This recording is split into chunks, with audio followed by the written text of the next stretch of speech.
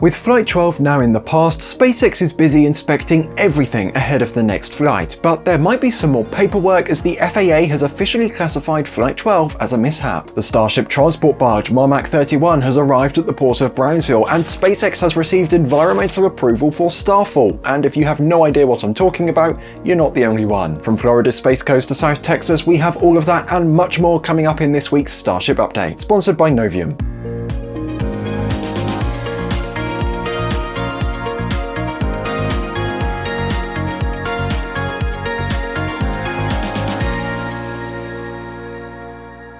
We're starting off this week with the Gigabay, where crews are continuing to raise the 6th level. While it's not as far along as the one at the Cape, more on that later in the episode, it continues to grow beam by beam. Scaffolding has been spotted on the ground floor for additional internal work. After all, there's not much you can do with the Gigabay with just an outer shell. While outfitting of the interior is slowly getting underway, we may not see a whole lot of it going forward due to the increasingly reduced viewing angles. Panels are already limiting our views inside the Gigabay, and more guides for the future doors were installed this week. These guides will keep the doors in place and help them smoothly travel up and down. Moving over to the Starfactory, we spotted an interesting looking nosecone. For now, it's just a bare nosecone, just like every nosecone starts out, but what makes this one stand out is that it already has some kind of hatch installed. Or should I say cut open? I don't know. Either way, it already has a hatch. There are several question marks surrounding this nosecone. We don't yet know if it's flight hardware or if it's destined for masses for a range of testing, and if it is flight hardware,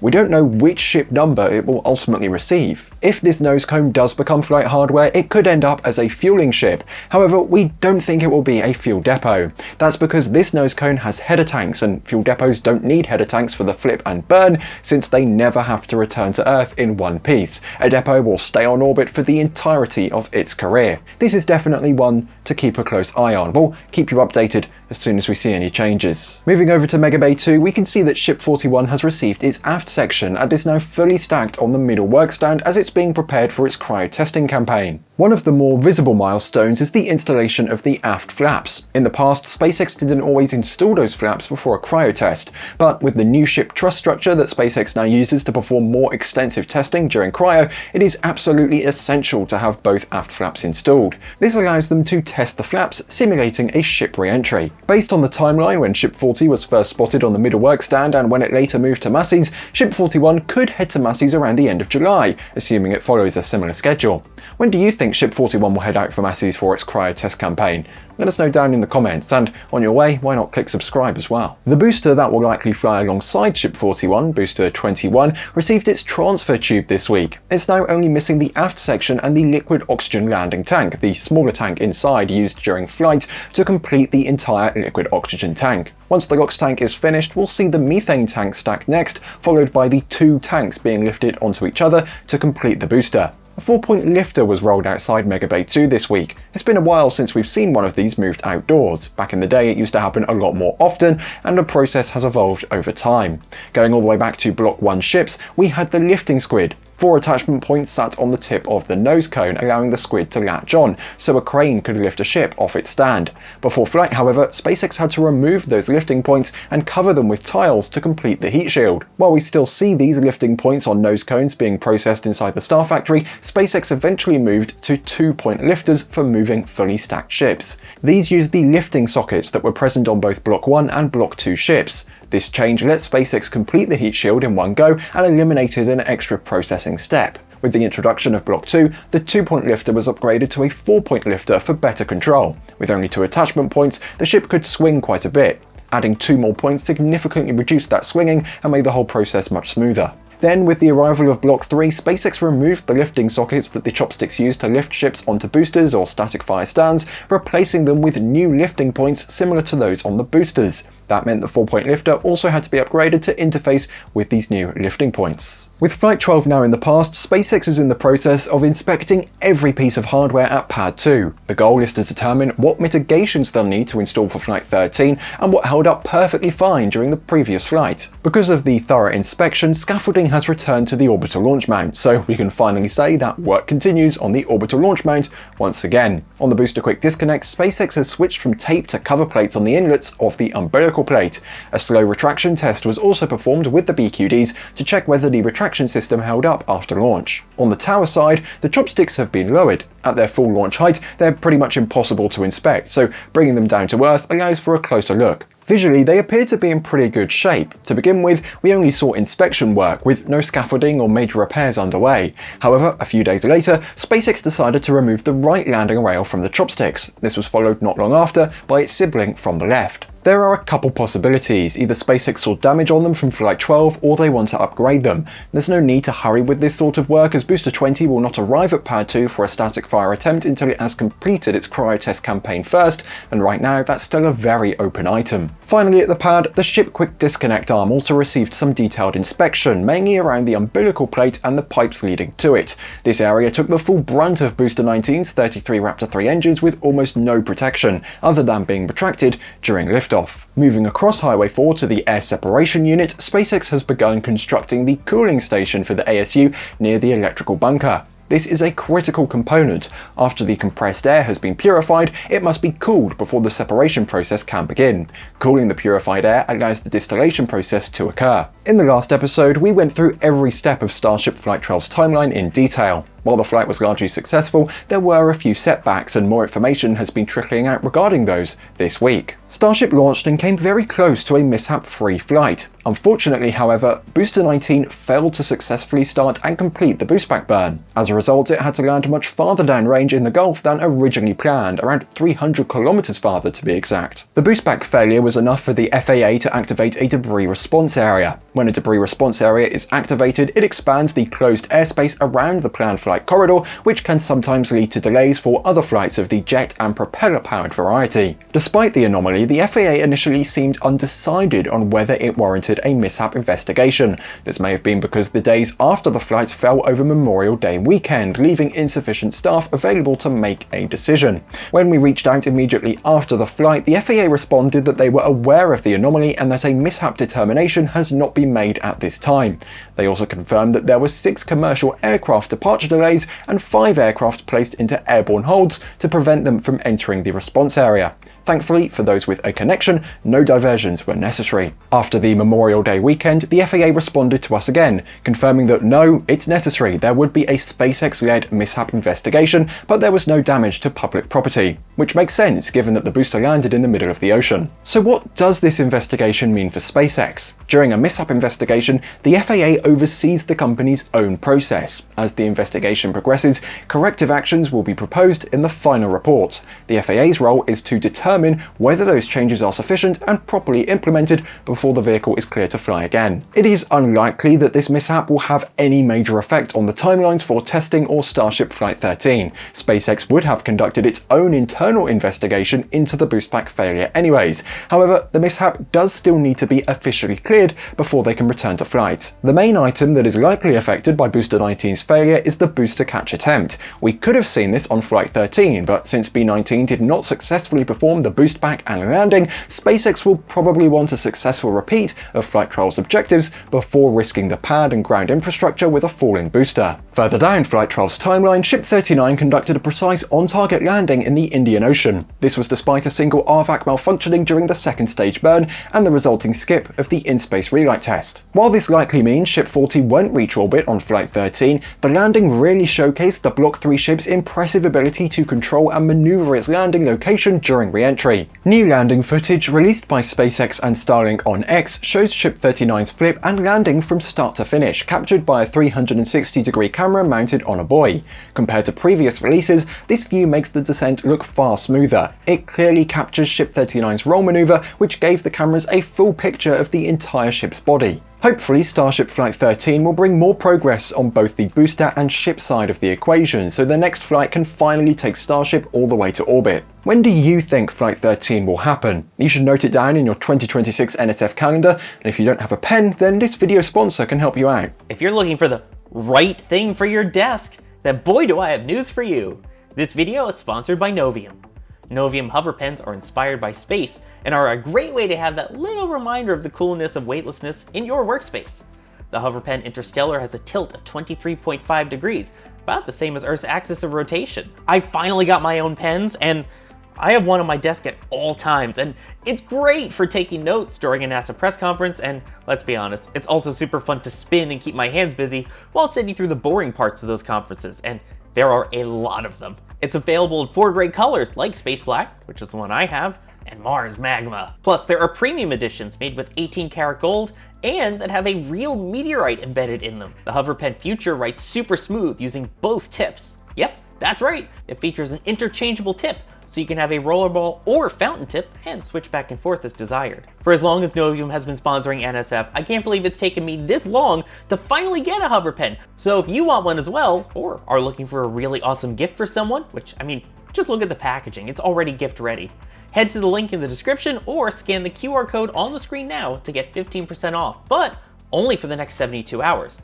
If you missed it, don't worry, you'll still get 10% off. And shipping is free to most countries. Thanks again to Novium for sponsoring this video and making a really awesome writing utensil and a little fidget spinner too. Starfall has received its FONSI, a finding of no significant impact. But Ryan, you ask, I've never heard of Starfall. What on earth are you talking about? Project Starfall plans to launch products and goods on point-to-point using a 3.1 meter wide and 0.75 meter tall capsule capable of carrying 1 ton of payload to virtually any location on Earth. For now, however, it is limited to just 2 landings in the Pacific Ocean as part of their initial testing campaign. The FONSI allows SpaceX to launch Starfall on both Falcon 9 and Starship, either to low Earth orbit or on a suborbital trajectory. When the capsule returns under parachutes, SpaceX is required to recover as much of it as possible. During re-entry, Starfall will use an inert gas, most likely nitrogen, stored in COPVs, composite overwrapped pressure vessels, for attitude control. After re-entry, it will jettison the top plate to deploy its parachutes and perform a soft splashdown in the Pacific Ocean. Project Starfall is similar to Rocket Lab's HASTE program for science missions, but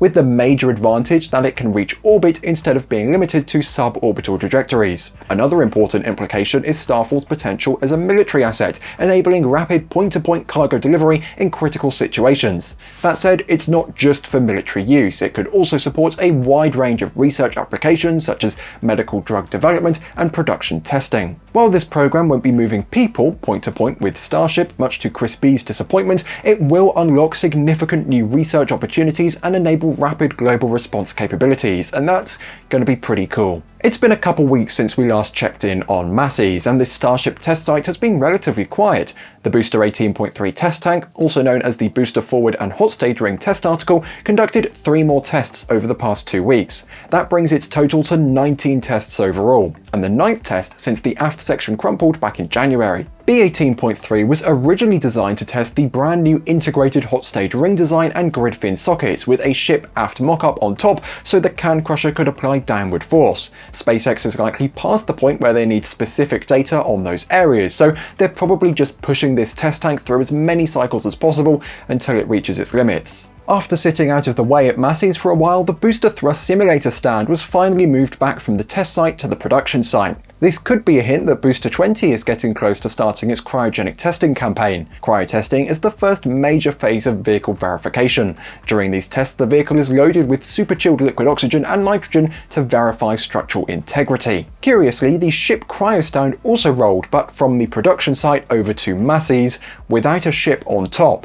This is most likely just for storage, since the next ship in line for cryo testing is Ship 41, which, as we discussed earlier, is still under construction at the production site. Massey's isn't the only test site SpaceX uses for Starship. It's time for our McGregor Minute. Raptor 3 testing does appear to have slowed since Flight 12. It's possible that SpaceX is busy applying upgrades based on all the engine data they collected. Since our last Starship update, there have been only 3 test firings. 1 at the Raptor vertical stand, 1 at Raptor South, and 1 at Raptor North. Raptor North has a reputation for hosting some of the longer Raptor tests, and this one was no exception. It set a new record for the stand at 420 seconds, a full 7 minutes. I'm surprised Elon hasn't tweeted about it yet, to be honest. SpaceX does have a bit of history with that number. The 7-minute burn is significantly longer than anything we've seen on Starship so far, and may have been related to the Raptor vacuum issue we saw on Ship 39.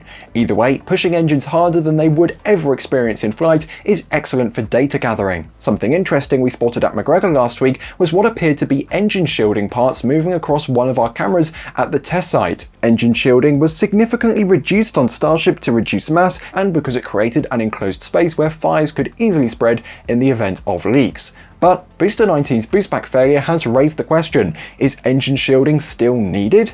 The answer is likely no. Raptor 3 is designed to eliminate the need for shielding when it operates as intended. Keyword, as intended. It's also possible these were just old shielding parts being moved for scrapping, or they could be intended for something else entirely. Over at the Space Coast, while unrelated and explosive things are happening at Blue Origin's Launch Complex 36, SpaceX is making steady progress towards Starship operations in Florida. Their barge, Marmac 31, also known as You'll Thank Me Later, has arrived at the port of Brownsville. To quickly recap, Marmac 31 departed from the Cape with its new protective roof, which will help shield the transported hardware from the elements. It then embarked on a 7-day journey to Starbase. You may also remember that SpaceX retired one of their Falcon 9 drone ships, Marmac 303, just read the instructions, to convert it into another transport barge. It will eventually work alongside Marmac 31 to move hardware between Starbase and Florida. Coming back to the present, the first job for Marmac 31 unfortunately isn't moving a booster or ship, since there aren't any ready yet. Instead, the barge will be carrying transport stands to the Cape. This is confirmed by the Port of Brownsville schedule, which lists the purpose as to load ring walls, what we know to mean transport stands. It's likely that on its first return trip to the Cape, Marmac 31 will carry a single booster stand and a single ship stand. Both will be needed once vehicles start arriving in Florida to move the vehicles around. Remember, ships and boosters will be transported horizontally rather than vertically, so the stands aren't needed for the actual journey. SpaceX teams are currently working on the horizontal transport hardware at the Sanchez lot at Starbase, although it's still unclear exactly how that system will work. So what vehicle will be first to head to Florida? While we have no official confirmation, we can assume it will be a booster. That's the only way to begin meaningful testing on the pad at Launch Complex 39A. Unlike the old Pad 1 setup, they can't simply modify a transport stand to place a ship directly on the pad like they did with ships 37 and 38. With that in mind, which booster will it be? We can likely rule out Booster 20 since it's expected to fly from Starbase alongside Ship 40. We can probably also exclude Booster 21 for that matter. That booster is slated to be the first targeted for a catch attempt, assuming B20 successfully completes its planned flight profile, unlike B19. If SpaceX sent B21 to Florida, it would create a large gap in Starbase flight operations, as they'd have to finish building Booster 22 before flying again. After B21, any of the subsequently produced boosters could be the first heading to the Cape, but this is all speculation. While we're on the topic of boosters heading to Florida, the initial Starship pad at Launch Complex 39A appears to be entering its final phases of construction and testing. Construction crews are finalizing the surface structure cladding, and we've seen another water deluge test of the flame diverter and its ridge cap, the top section of the diverter. The deluge system is essential for dampening the intense sound and force from 33 Raptor engines during liftoff or static fires. It protects both the pad and the surrounding infrastructure from damage. The next steps will likely include more activity with the chopsticks and possibly a top deck deluge test on the pad itself, similar to what we've seen at Starbase. After that, SpaceX will be looking to get a booster onto the pad for tanking tests and an eventual static fire to fully stress test the deluge system. Similar to 39A, the Space Coast Gigabay is closing in on being fully constructed. Teams are now disassembling the second of the 4 tower cranes that were being used to raise the building's height. Disassembly starts with removing the long boom arm, followed by the top section. From there, they lift off the remaining segments until the crane is completely gone. While the tower cranes are coming down, cladding operations are still well underway. The steel cladding that forms the outer walls is slowly being raised up to the 4th and 5th levels. Once construction is complete, teams can finally shift focus to the interior and begin building out each of the 24 vehicle stations with workstands and all necessary equipment. When finished, the Gigabay will truly become the workhorse of the Cape and will dramatically increase Starship storage and refurbishment capacity alongside the Gigabay at Starbase. There is still one major item left on the list though. The Space Coast needs a Starfactory before Starship production can truly ramp up. Without it, they have no way of producing the individual barrel sections and hardware on site. For that reason, we'll likely have to wait until late next year before the Gigabay becomes fully operational. With Starship Flight 12 officially declared a mishap, point-to-point Starship operations slowly moving forward, and Starship activity ramping up at the Cape, we've certainly got an exciting future ahead. Thanks to Novium for sponsoring this video. For the next 72 hours, enjoy 15% off all hover pens with code NSF or click the link in the description. I've been Ryan Caton for NSF, thanks for watching and goodbye.